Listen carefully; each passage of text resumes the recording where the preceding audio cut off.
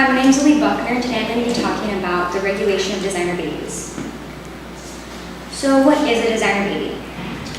A designer baby is a child who has been genetically engineered to express or eradicate certain traits.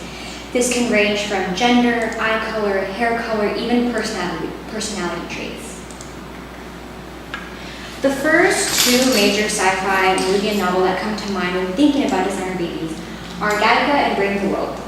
Gattaca does a really good job of portraying the lasting effects that genetic engineering would have on society if it was applied to humans. The protagonist, Vincent, who is not genetically engineered, lives in a society where almost everybody is a designer baby. Since he is not a designer baby, he is considered sick and he cannot advance in society and get a higher paying job, which makes him have to hide every single day of his life. So while Gattaca takes genetic engineering to its extreme, it can have very positive effects, and this has already happened today.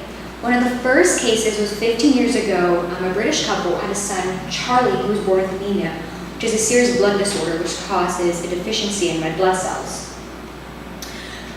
Without proper treatment, anemia is fatal. So to save their child, the parents decided to pursue one of the treatments, which included a stem cell transplant from a sibling. The catch is the sibling must be a tissue match.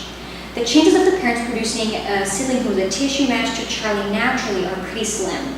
So to increase their chances, they used IVF to ensure that they would have a tissue match. He was one of the first designer babies in Britain. Once he was born, the sibling, his blood was used to save Charlie's life.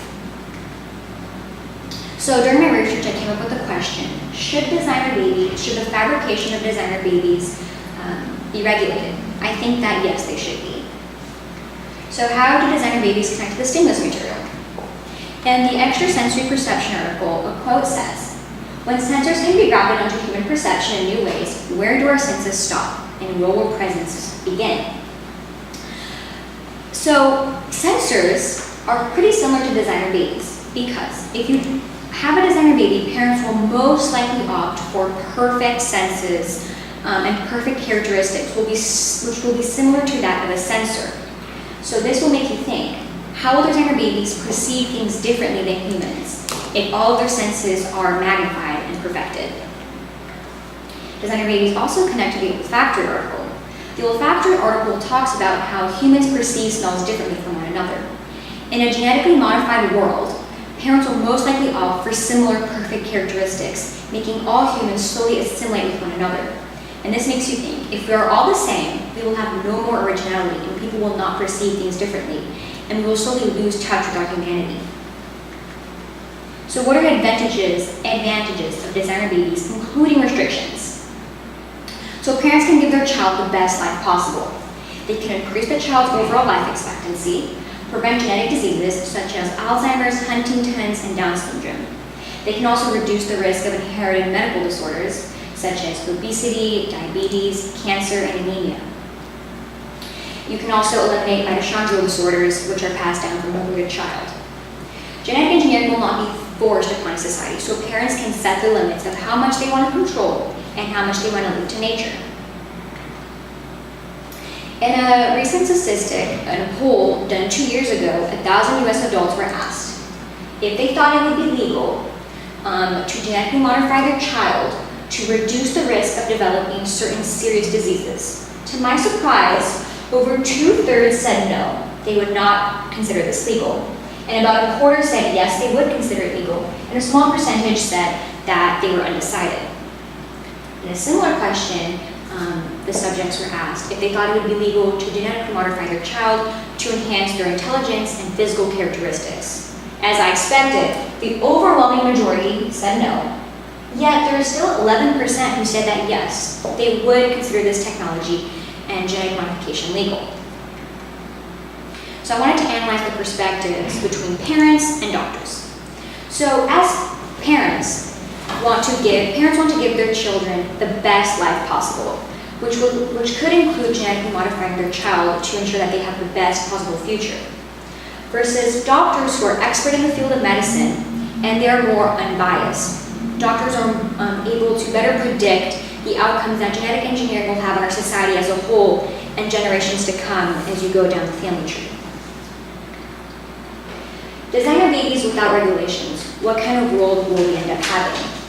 So without regulations, you could possibly engineer a child who has a superior IQ to normal people. They will be better and faster learners. You could also have a child who has superior athletic capabilities, which means they will not tire out as easily. So with this in mind, you could potentially have a child who has an IQ of 200 and be an Olympic swimmer in one. So you start thinking normal people versus genetically engineered people, there will be a huge gap, which could create prejudice.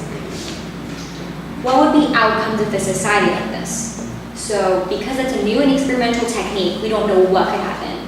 The engineering technique could go wrong, and you could ironically end up messing up your child more than you intended. The child cannot give consent, which poses an ethical dilemma. Also, these could be used for superficial purposes, as I said previously. You could want to make your child be beautiful, a model, and this is an ethical problem. The main factor would be that it would create a huge socioeconomic gap between designer babies and non-designer babies. Designer babies will be done by the rich and upper class because they can afford this technology. It will be very expensive. Designer babies will be smarter, and they will be able to have the higher ranking jobs in society versus non-designer babies who will not have this technology. Eventually, everybody would assimilate because people will opt for similar characteristics. Solutions. What can we do to predict this? Developed countries who do have access to this technology can set strict regulations. Also, they can force the termination of an illegally modified embryo to avoid its spreading. Also, more developed countries could not share this technology with countries such as China or North Korea who have questionable morals and who may use this for their own personal agenda. Limitations. So even if the FDA and government do set regulations for designer children and designer babies, there is still the black market. People who are legal will always break the law, and the US, the justice system, cannot stop that. Other countries, as I said before, such as North Korea and China, may legalize it, and the US cannot control everybody as much as they try. These are my credits, thank you. Okay.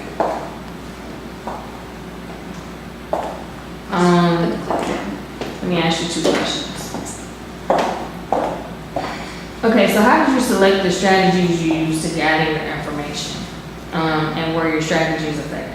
So the first thing I did was I looked at the stimulus material and I tried to establish a connection. So obviously I saw the connection of perception and how people will perceive things differently. And one article that particularly interested me was the sensory one, the sensors. And I thought about sensors perfecting humans, which led me to designer babies. So I did some research on designer babies. I started looking at medical journals, previous studies, how designer babies have been used to help people with disorders in the past, such as Charlie, the boy with anemia. And that really interested me, and that really kickstarted my research. Okay. My second And it was effective. The second question I have is, what advice would you give other researchers who are considering this topic? So to other people who would like to consider this topic, I would suggest them to look at polls, statistics, of what different people think, whether it be from parents, doctors, even genetically engineered children themselves, once they are older, maybe 18, and can understand what's happened to them. Also looking at medical journals, and since it's still a relatively new technique, there isn't an overwhelming amount of information, but let's say in 5-10 years, there will be more data and better results for new researchers to make more accurate conclusions. All